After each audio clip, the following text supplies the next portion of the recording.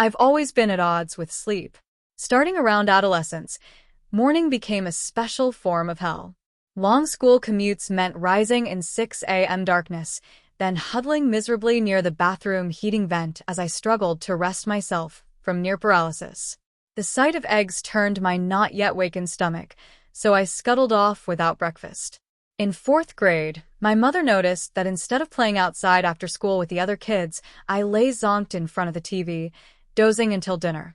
Lethargy of unknown cause, pronounced the doctor. High school trigonometry commenced at 7:50 a.m. I flunked, stupefied with sleepiness. Only when college allowed me to schedule courses in the afternoon did the joy of learning return. My decision to opt for grad school was partly traceable to a horror of returning to the treadmill of too little sleep and exhaustion, which a 9-to-5 job would surely bring. In my late 20s, I began to wake up often for a couple of hours in the middle of the night, a phenomenon linked to female hormonal shifts. I've met these vigils with dread, obsessed with lost sleep and the next day's dysfunction. Beside my bed, I stashed an arsenal of weapons against insomnia: lavender sachets, sleep CDs, and even a stuffed sheep that makes muffled ocean noises. I collected drugstore remedies: valerian, melatonin, nitol, which caused me rebound insomnia the moment I stopped taking them. The sleep fairy continued to elude me. I confessed my problem to the doctor, ashamed to fail at something so simple that babies and rodents can do it on a dime. When I asked for Ambien, she cut me a glance that made me feel like a heroin addict and lectured me on the dangers of controlled substances.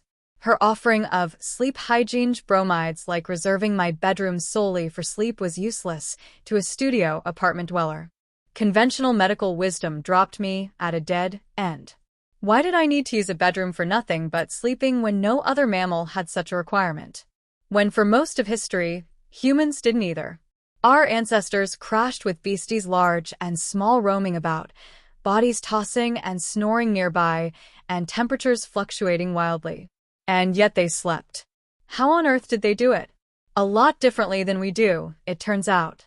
The 8-hour sleep myth. Pursuing the truth about sleep means winding your way through a labyrinth of science, consumerism, and myth. Researchers have had barely a clue about what constitutes normal sleep. Is it how many hours you sleep? A certain amount of time in a particular phase? The pharmaceutical industry recommends drug-induced oblivion, which, it turns out, doesn't even work. The average time spent sleeping increases by only a few minutes with the use of prescription sleep aids. And, surprise, doctors have linked sleeping pills to cancer. We have memory foam mattresses, sleep clinics, hotel pillow concierges, and countless other strategies to put us to bed. And yet we complain about sleep more than ever. The blame for modern sleep disorders is usually laid at the doorstep of Thomas Edison, whose electric light bulb turned the night from a time of rest to one of potentially endless activity and work. Proponents of the rising industrial culture further push the emphasis of work over rest and the sense of sleep as lazy indulgence. But there's something else, which I learned while engaged in a bout of insomnia-driven Googling.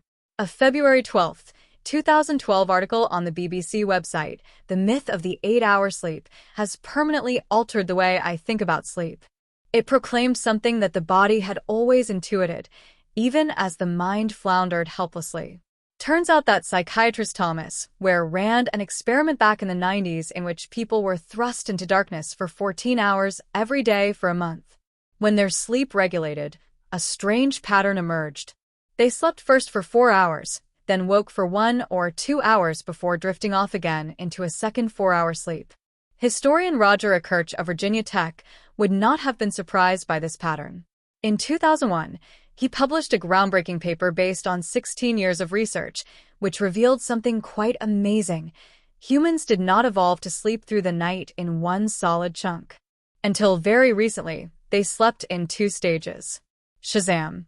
In his book At Day's Close, Night in Times Past, Ekirch presents over 500 references to these 2 distinct sleep periods, known as the first sleeps and the second sleep, culled from diaries, court records, medical manuals, anthropological studies, and literature, including the Odyssey.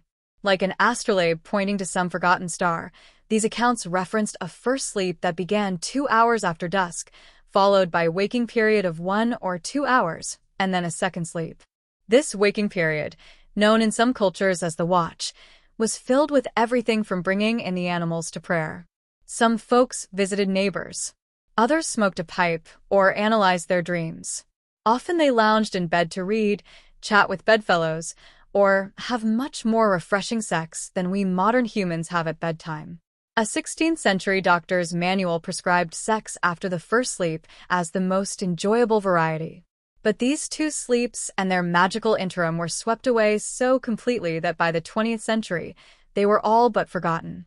Historian Craig Koslowski delves into the causes of this massive shift in human behavior in his new book, Evening's Empire. He points out that before the 17th century, you'd have to be a fool to go wandering around at night, where ne'er-do-wells and cutthroats lurked on pitch-black streets. Only the wealthy had candles, and even they had little need or desire to venture from home at night. Street lighting and other trends gradually changed this, and eventually nighttime became fashionable and hanging out in bed a mark of indolence. The Industrial Revolution put the exclamation point on this sentence of wakefulness. By the 19th century, health pundits argued in favor of a single, uninterrupted sleep. We have been told over and over that the 8-hour sleep is ideal. But in many cases, our bodies have been telling us something else. Since our collective memory has been erased, anxiety about nighttime wakefulness has kept us up even longer, and our 8-hour sleep mandate may have made us more prone to stress. The long period of relaxation we used to get after a hard day's work may have been better for our peace of mind than all the yoga in Manhattan. After learning this, I went in search of lost sleep. Past life regression. Even a soul submerged in sleep is hard at work and helps make something of the world. Heraclitus, fragments. What intrigued me most about the sleep research was a feeling of connection to ancient humans and to a realm beyond clock-driven, electrified industrial life, whose endless demands are more punishing than ever. Much as Werner Herzog's documentary Cave of Forgotten Dreams pulls the viewer into the lives of ancient cave dwellers in southern France who painted the walls with marvelous images, reading about how our ancestors filled their nights with dream reflection, lovemaking, and 10 to 12-hour stretches of downtime produced a strange sense of intimacy and wonder. I'm a writer and editor who works from home, without children, so I've had the luxury, for the last couple of weeks, of completely relinquishing myself to a new, or quite old, way of sleeping. I've been working at cognitive shift, looking upon early evening sleepiness as a gift, and plopping into bed if I feel like it,